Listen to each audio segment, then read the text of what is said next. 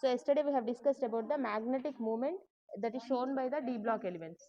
So we know that in periodic table among s, p and d block elements, the d block elements will show magnetic moment. So we have discussed about the different types of magnetic moments. In that, first one is the diamagnetic moment or diamagnetism. Next one is the paramagnetism.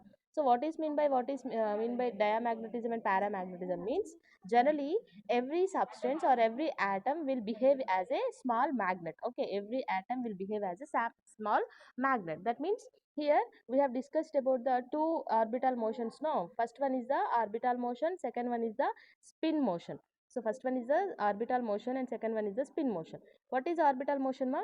So already this is the yesterday's class. I am again repeating. So some people which are not attending the yesterday class, no. So what is orbital motion means?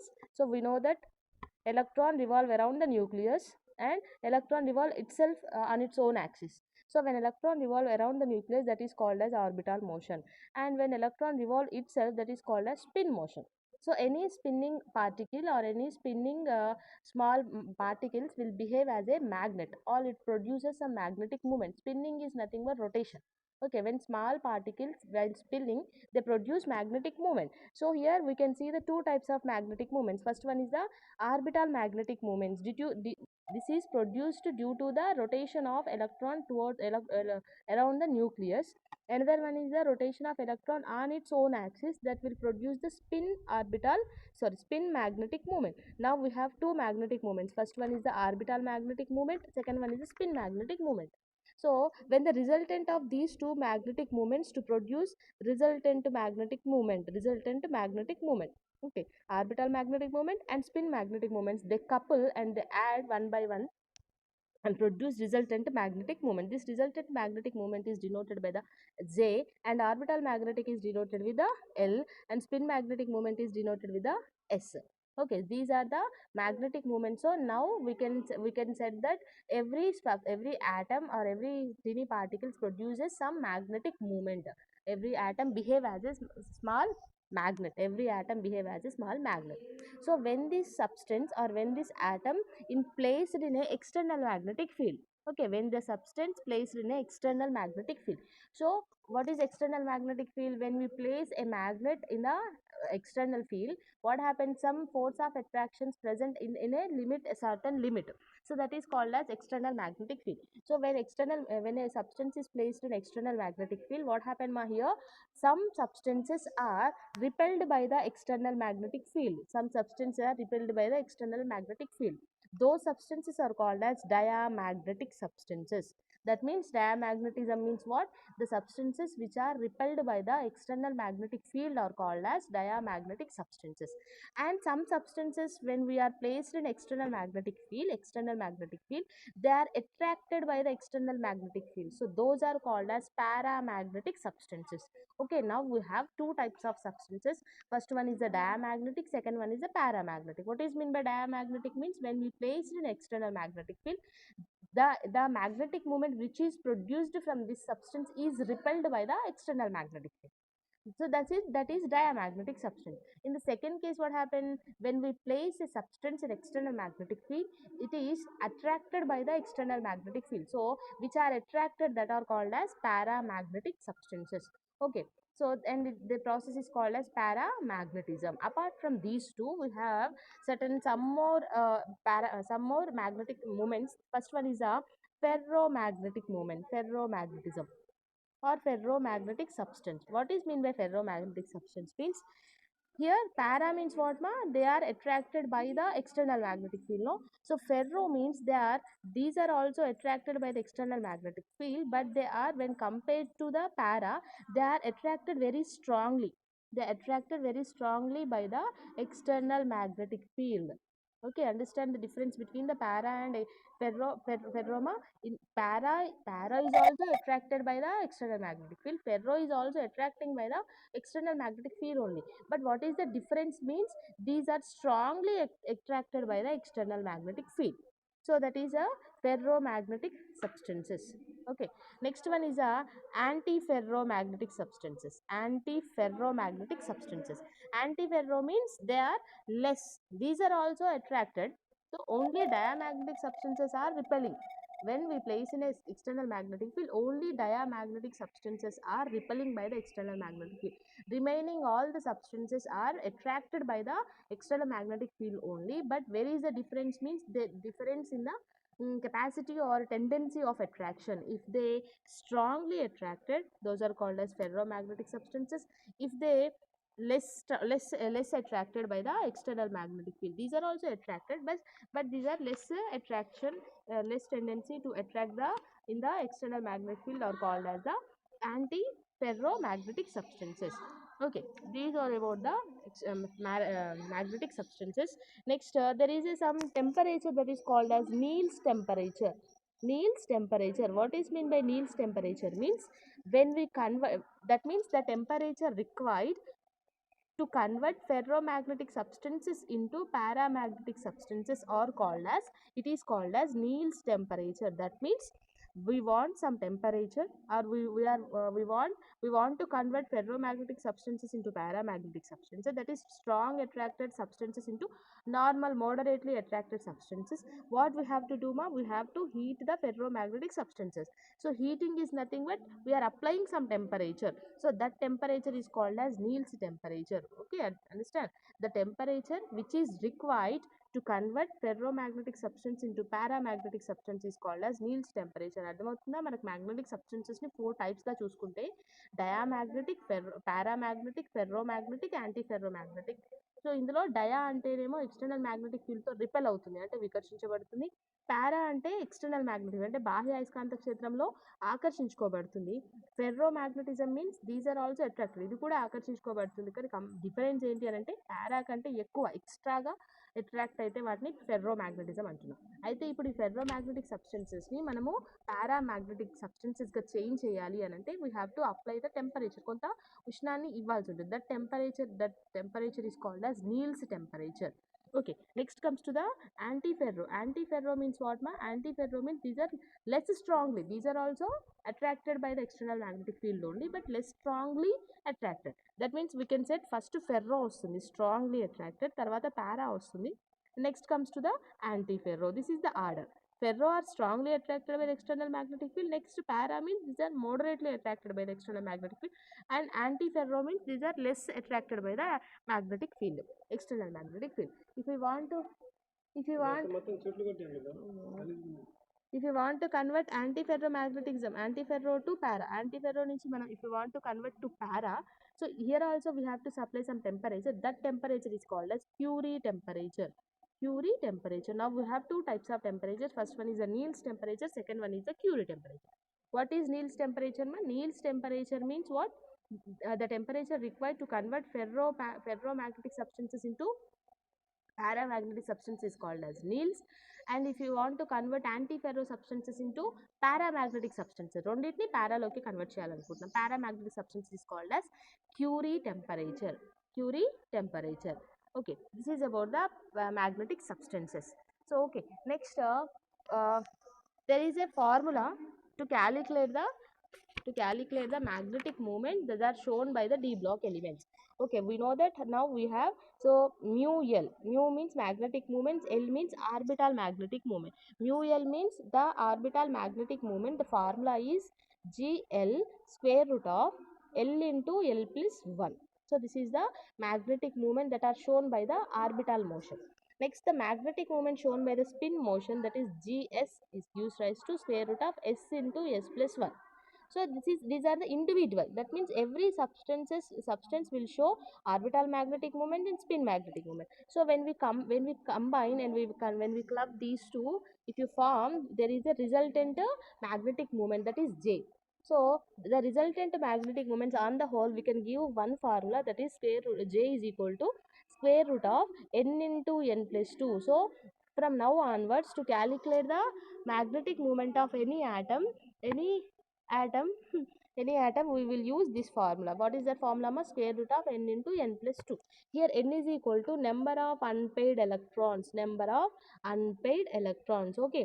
So if for example I am taking Fe plus 2, ferrous ion. So we know that ferrous atomic number is 26 and the atomic electronic configuration is organ 4s2 3d6, organ 4 is to 3d6. This is only for iron, that is Fe. But here he has given the Fe plus 2. Plus 2 means what? Elimination of 2 electrons. When iron loses 2 electrons, it got 2 plus 2. Okay. When loses 1 electron, the oxidation state is plus 1. If it loses 2 electrons, the oxidation state is plus 2. So here plus 2 means the 2 electrons are eliminated from the 4s orbital. Then we can write Fe plus 2. So Fe plus 2 is organ 3d6 only. 3d6. 4s is 0, 3d6. 3d means what ma? It is divided into again 5d orbitals, no? So 3d6 means, so we have to fill with one single electron. So 5 electrons are completed and the remaining next 1 electron is there, no? We have to fill in this box. So here this box is completely filled with 2 electron. But if you see here, these are the 4 orbitals with a single electron. So these 4 single electrons are called as unpaired electrons. Unpaired. Unpaired means these are not paired up. So these are called as unpaired electron here. So Fe plus 2 contain N is equal to 4. That is N is equal to 4 means Fe plus 2 ion contains 4 unpaired electrons. So we have to substitute this 4 number in the formula. So that is square root of 4 into 4 plus 2. Okay, square root of 4 into 4 to plus 2 is 6. So square root of 24. So when you no need to calculate square root of 24. If you know the value, you can put it here. But also you can memorize or you can mug up the values.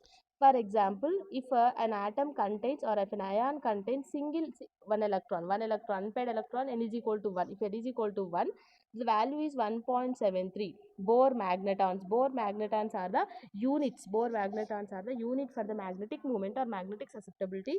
So if n is equal to 2, there is 2.73 Bohr magnetons. There are some values that is corresponding to the number of electrons. And the number of electrons 2 ఉంటే 2.73 అని, 3 ఉంటే 3.83 అని, 4 ఉంటే 4.93 అని కొన్ని examples, కొన్ని numbers అనేవి ఈజీగా మెమరైజ్ చేయడానికి ఉంటాయి. So if you mug up these values, it is easy to do any example. So 3 is equal to 3.7, 4 is equal to 4.93 Bohr magnetons, 5 is equal to 5.93 Bohr magnetons. In this way, up to 5, if you memorize these values, you can easily do the whatever be the exercise or example. Okay, so now, so here we have 4 electrons now, so that means we can write 4.93 Bohr magnetons. So the magnetic moment of Fe plus 2 ion is the 4.93 Bohr magnetons. In the same way, if you see the another example, CuSO4 H2 5H2O. Here he has given the example as CuSO4 5H2O. Actually, it is in the form of CuH2O5 and SO4. Actually, it is in this form. That means here 5 H2O molecules, 1 SO4 molecule. Okay. So generally here H2O oxidation state is 0 ma. The deep explanation of this topic will be in the second year and third year.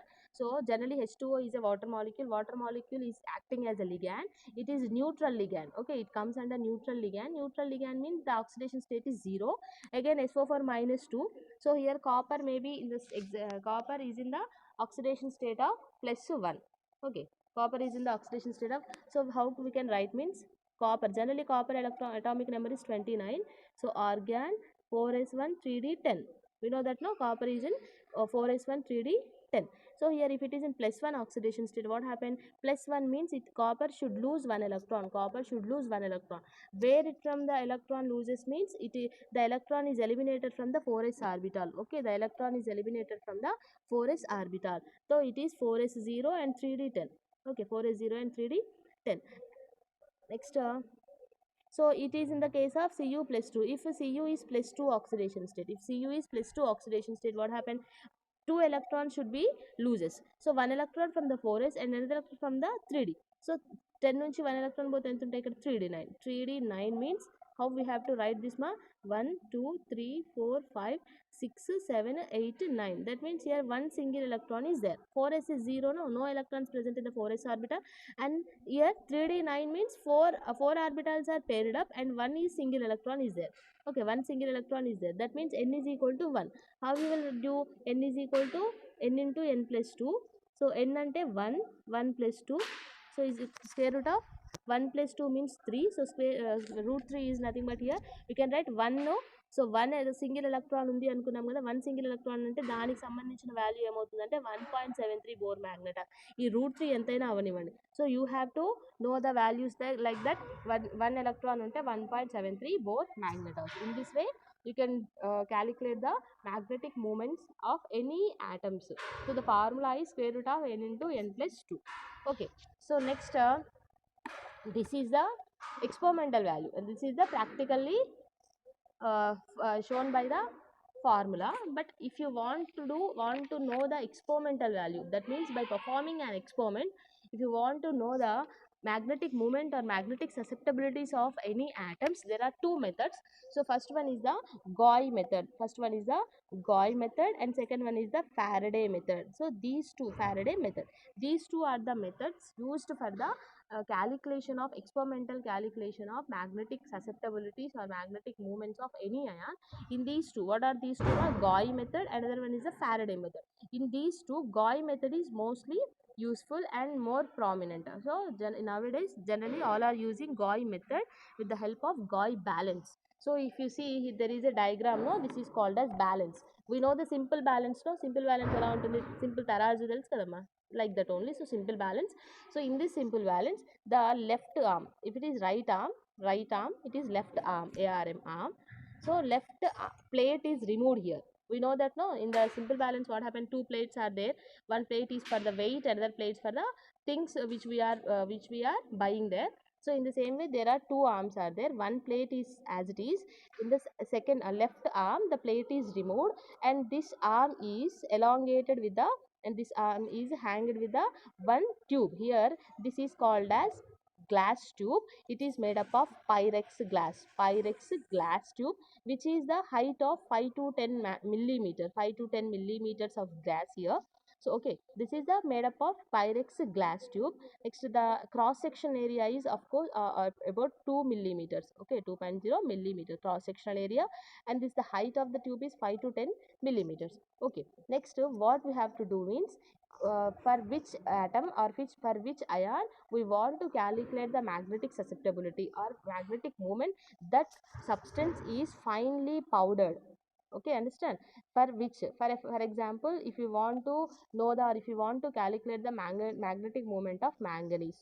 Okay, if you want to calculate the magnetic moment of manganese ion, Mn plus 2 ion, so you have to finely powdered the manganese atom. Okay, that finely powdered is known as sample here. Sample means what? To which we have to calculate the magnetic moment. That sample is taken into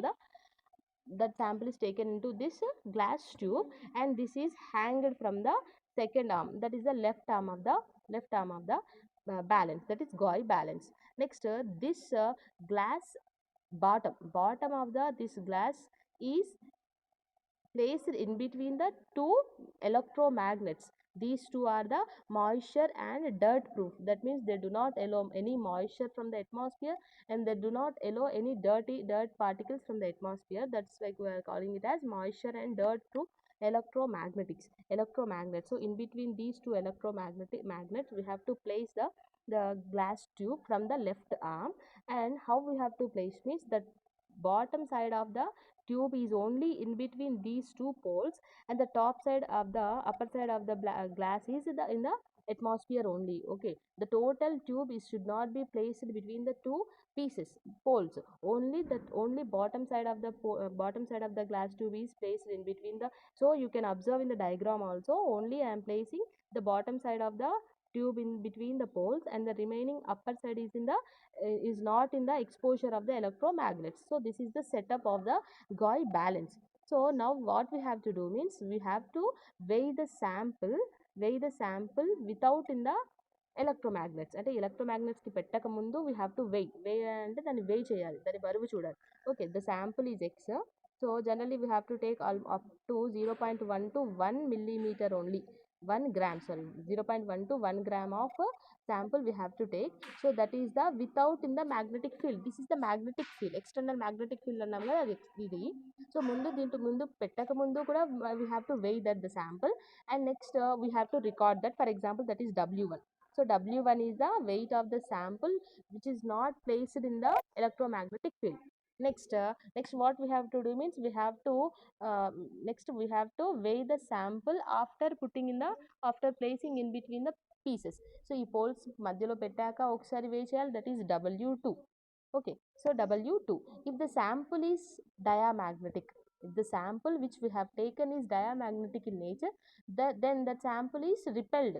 Already we have discussed, you know, diamagnetic substances are repelled by the external magnetic. With the same thing happen here. So if the sample which we have taken is diamagnetic, that is repelled by the external magnetic field. If the sample is paramagnetic in nature, that is attracted by these two electromagnetic poles. So what we have to do now, we have to take the weights two times. First time is without placing in between the electromagnet, that is W1. After placing in the double electromagnet, next we have to take the weight of the sample, that is W2. Obviously the weight of the sample, that is W2 is more than the W1 due to electromagnetic force of attraction. And next this is magnetic moment is denoted with the mu. Magnetic moment is denoted with the mu.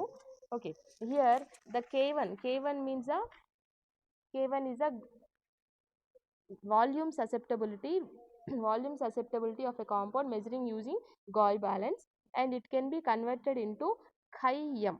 This is not exma, we should call it as chi, chi. So chi m is molar susceptibility, chi m is molar susceptibility, molar susceptibility. So there is a magnetic moment of the compound mu can be calculated by applying following formula. ఒక ఫార్ములాని use చేసి we can calculate the magnetic moment. The formula is mu is equal to 3k capital T chi m by n0 m0 n0 mu 0. So here k is the Boltzmann constant. K is what? Boltzmann constant. In gaseous state, in intermediate state also, intermediate level, in gaseous state you come across this Boltzmann constant, that is n by k. K is equal to n by r, Boltzmann constant. Capital T is the absolute temperature. Chi m means molar susceptibility. N0 is nothing but Avogadro number. N0 is what? Avogadro number, that is equal to 6.023 into 10 to the power of 23 molecules. N0 value is Avogadro number antaru. Avogadro number value is what? 6.023 into 10 to the power of 23 molecules. M0 means magnetic, external magnetic field. M0 means what? External magnetic field. So this is the Gauss method and very important for your semester point of view. Semester point of view. Okay, you have to learn this much. So this is about the today's topic. Okay, ఒక్క నిమిషం.